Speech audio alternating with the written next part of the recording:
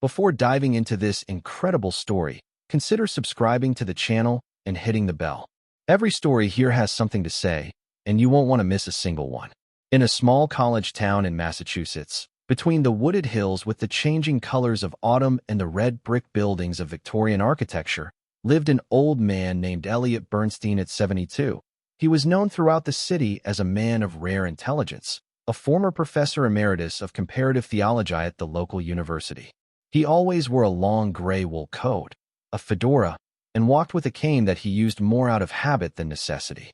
A practicing Jew, Elliot was not just a Sunday churchgoer.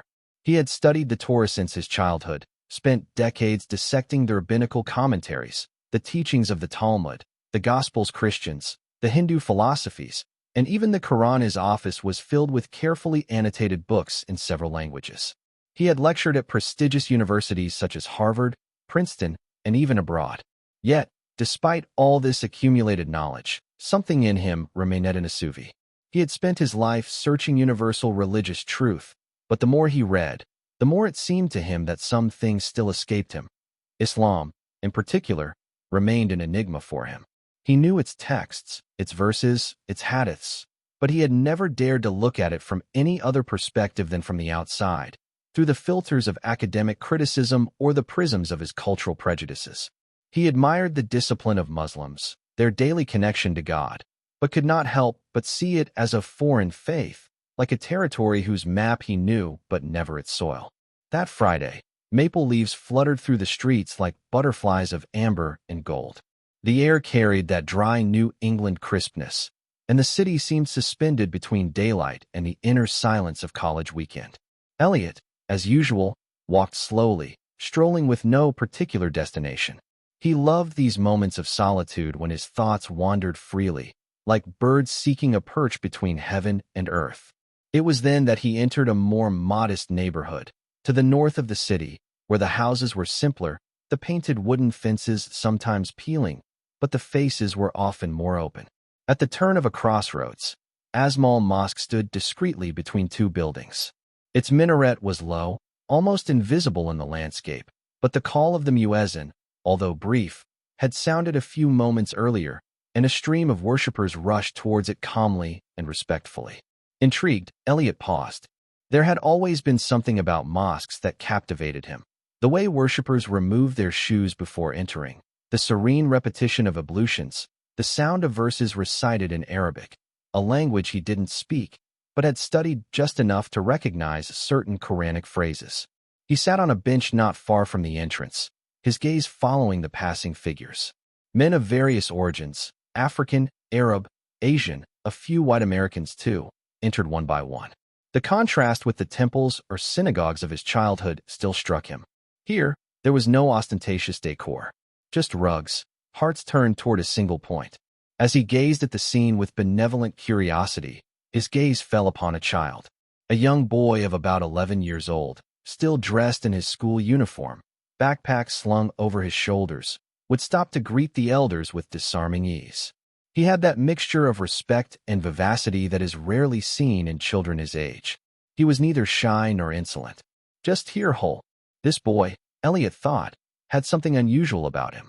His face seemed illuminated by an inner peace that he himself, despite his years of meditation and study, did not possess. The boy then entered the mosque. Elliot stands there, pensive. He didn't know why, but he wanted to wait. About 20 minutes later, the faithful began to come out. The young boy, too. He was holding Azmal Quran in his hands, worn but well-maintained. Elliot looked at him, then, with a sudden burst of energy, called out to him. "Are you coming from inside?" he asked with a smile, trying to soften his deep voice. The boy stopped and looked at him curiously, but not fearfully. "Yes, sir. We just prayed. Do you have any questions?" This simple but direct answer touched Elliot. He wasn't used to a child welcoming him with such openness, without suspicion or condescension. "Actually, yes. I'm a theology professor. I've studied religions all my life. Islam. I know it, in theory, but I still have questions. Maybe too many. If you answer 10 of my questions about your faith honestly, I promise to think about them seriously. And if your answers resonate with me, I'll listen to you until the end. Is that okay with you?" The boy seemed to hesitate for a split second, surprised that an elderly, respectable man would address him in this way. But his gaze did not waver. He straightened slightly and said calmly, "Ask your questions, sir." Elliot then fixed his eyes on young Adams. He saw something he hadn't expected, a quiet strength, a silent light, a maturity that did not come from school, but from the soul. So he took a deep breath and began. Elliot folded his hands on his cane, gazing at the boy, fascinated by his calm demeanor. He hadn't anticipated this conversation becoming so serious. He, who had debated with doctors of theology, now found himself facing a child, but one whose words seemed to carry more weight than many scholarly discourses. 1. Where is God according to Islam? Elliot asked the question in a soft, almost reverent voice, like opening an old book. Adam looked up at the sky, then back up at the professor. God is above all, he said slowly, as if reciting something he deeply understood, above the heavens, on his throne, as he said in the Quran. But he is not limited by this place. He is not contained as we are in space. He is close too, closer to us than our own jugular vein. He hears every prayer, sees every tear. He is there without being confined to a place, because it is he who created the place. A respectful silence fell. Elliot nodded slowly, his gaze becoming more inward. This transcendent and intimate conception of God reminded him of certain Jewish mystics. But here there was a purity in the wording, an absence of complication. He noted in his notebook, with a slow gesture, God is there, without being contained. He is above, but close. 2. Where was he before creation? God was there, Adam replied without waiting, without beginning. He has never been absent. He does not need time to exist, nor space to be. Time and space are his creatures. He is eternal, without beginning, without end. He was not begotten, nor does he beget. He did not change before and after creation. He is the one who is, always. Elliot felt a slight emotion invade him. These words, so simple, awakened in him reflexes of old readings, memories of arguments around the divine, namely in the Old Testament. Ihye Asher Ihye. I am the one who is a coincidence? Perhaps. Or a deeper resonance than he dared yet name. 3. What was he doing before creation? This time, Elliot tilted his head slightly, curious to see if the child would get confused. But Adam didn't look down. He existed in his perfection. He was never bored. He lacked nothing. He did not create out of need, but out of wisdom. God does not create to fill a void, for he is complete. He knew what he would create, even before time began. His knowledge is infinite. Elliot remained silent. He had heard this type of response before from certain Sufi thinkers, but never expressed with such clarity, such quiet certainty. He looked at Adam, struck by the contrast between the boy's youth and the maturity of his words. You mean he doesn't need to create to exist? Exactly.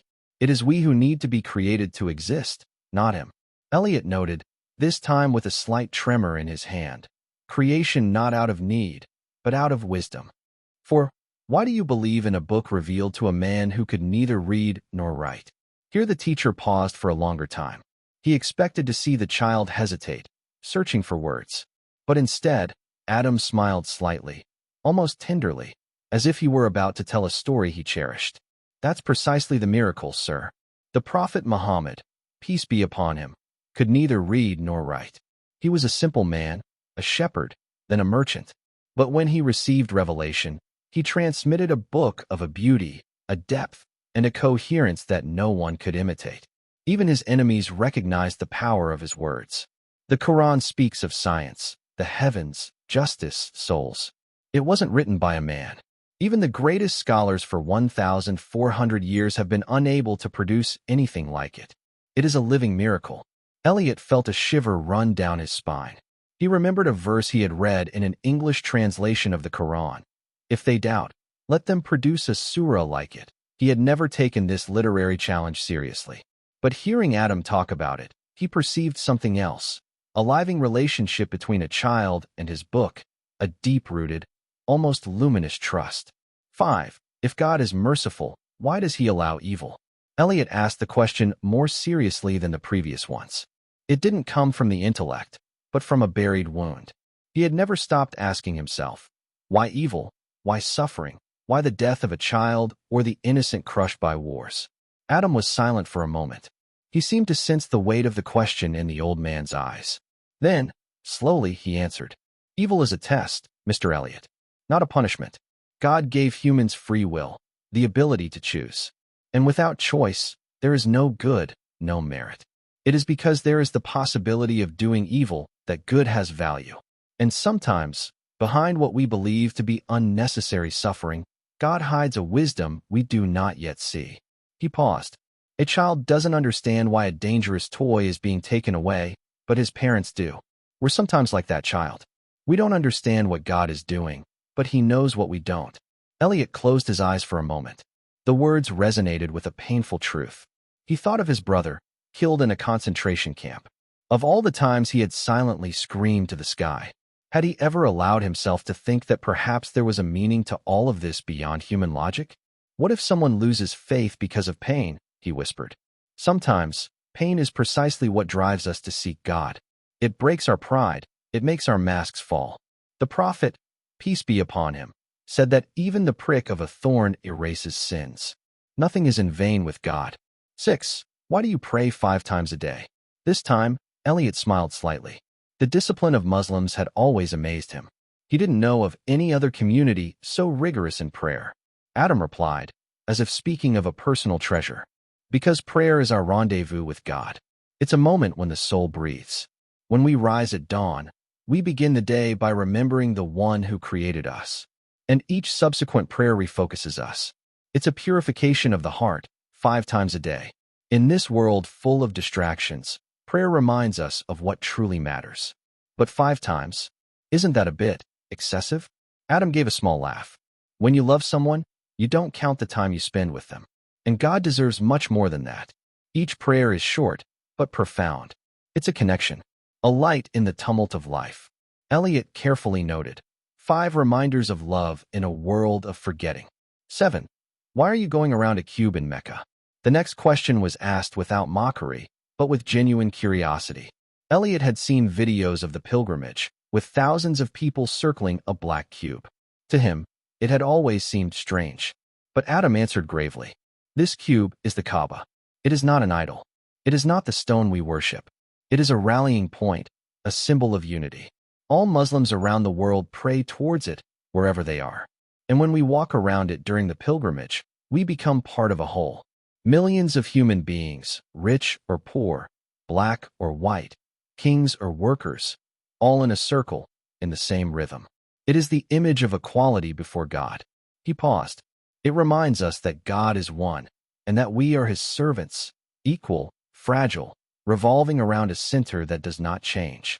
Elliot, touched, whispered almost to himself, "Like the planets around the sun. Adam is fine. Yes. Or like atoms around a nucleus. Even nature revolves. It's in our essence." 8. Why do you fast for a whole month? Elliot frowned slightly. He'd always found this extreme. 30 days, without food or water from sunrise to sunset. Why put his body through such harsh conditions? Adam replied calmly, "Fasting is more than abstaining from food. It is a purification of the heart. We learn to detach ourselves from pleasures. We feel the hunger of the poor. We remember that everything we have is a blessing, not a right. But does God really need you to be hungry? It's not God who needs it. It's us. When we fast, we become more attentive, more patient, more gentle. We control our ego. The prophet said that God has no use for hunger if it is not accompanied by kindness. Fasting is about learning to be better." Elliot slowly noted, "Fasting is not deprivation. It is a mirror held up to the soul." 9. What is faith according to you? Elliot's voice had softened. He asked the question like someone asking to see a heart. Adam didn't think long. Faith is believing in God, his angels, his books, his prophets, the day of judgment, and destiny, whether good or difficult.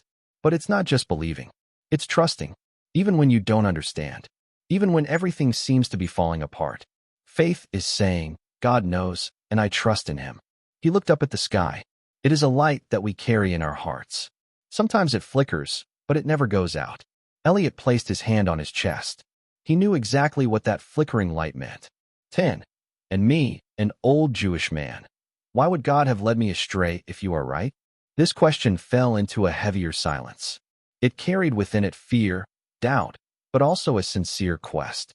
Elliot was looking for an answer, not a judgment. Adam looked down for a moment. Then he looked up again and replied with almost brotherly tenderness. Perhaps God hasn't led you astray. Perhaps he has led you here, now, so that your heart can hear something. God doesn't close the door to those who sincerely seek him. As long as you breathe, as long as you question, he can guide you. Even in the last moment of life, God can illuminate a heart. It only takes one step. Elliot felt a shiver run through him. He looked at the child, his eyes shining. He said nothing, but in the silence, something inside him had shifted. Elliot remained silent. The wind blew gently, carrying with it the dry scent of autumn leaves. Some fell slowly around them, as if time itself had slowed to listen to their exchange. The old wooden bench creaked slightly under their weight, but neither of them moved. Elliot stared at the young boy with eyes filled with a mixture of amazement, respect, and introspection. Adam's answers resonated within him like soft but firm music, something he hadn't heard in a long time, or perhaps ever. These weren't words learned by heart. They were lived truths, born with humility by a child whose faith was as solid as a mountain. He searched his mind for an objection, a loophole, an intellectual escape, but there was none. Or rather, he no longer felt the need. It was as if something inside him had stopped struggling. The old man inhaled slowly. He felt the fresh autumn air rush into his lungs, an air that, for the first time in a long time, seemed to purify him from the inside out. Then, without haste, he stood up. His dark wool coat creased gently, and his knees protested a little. He bent down, placed his trembling hand on the boy's shoulder, and said in a hoarse voice, laden with emotion, "Thank you, Adam. You may have just changed the course of my life." Adam looked up at him in surprise, then simply responded with a smile. He hadn't tried to convince. He had simply sown. Months passed. Autumn gave way to winter, and winter slowly retreated before the sweetness of spring. But in Elliot's heart, a new season had already begun. He read a lot. The Quran in translation, the commentaries, the testimonies. He began to pray, at first silently, awkwardly, without knowing exactly who he was speaking to. But he persisted. He felt like an old tree that, against all odds, was beginning to bud again. He remembered Adam's words. He still heard them sometimes, like a soft, constant echo. And above all, he remembered the boy's gaze. A gaze without judgment, but full of light. Then came that day. One Friday in May, as the sun caressed the city, a man of about 70 years old walked through the door of a small neighborhood mosque. He wore a simple but clean suit. His gaze was serious but peaceful. A few worshippers were already seated. Others turned around, surprised. They recognized him. It was Elliot, the retired professor, the one you sometimes saw sitting in the park, always deep in thought. He moved forward, slowly, as one moves toward a sacred threshold. And there, standing facing the Qibla, surrounded by silent and moved witnesses, Elliot raised his hands, and in a trembling but clear voice, he said, "Ashhadu an la ilaha illa Allah, wa ashhadu anna Muhammadan Rasulallah." Silent tears rolled down his cheeks. He didn't wipe them away. He let them fall, like rain washing away the dust of the past. In the front row, a young boy looked up. Adam. His face lit up with a huge smile, as if the heavens themselves were opening at that moment. In Elliot's heart, a new light had ignited. Not a loud or blinding light. No, a soft, steady, tranquil light. A light that simply said, "You came home."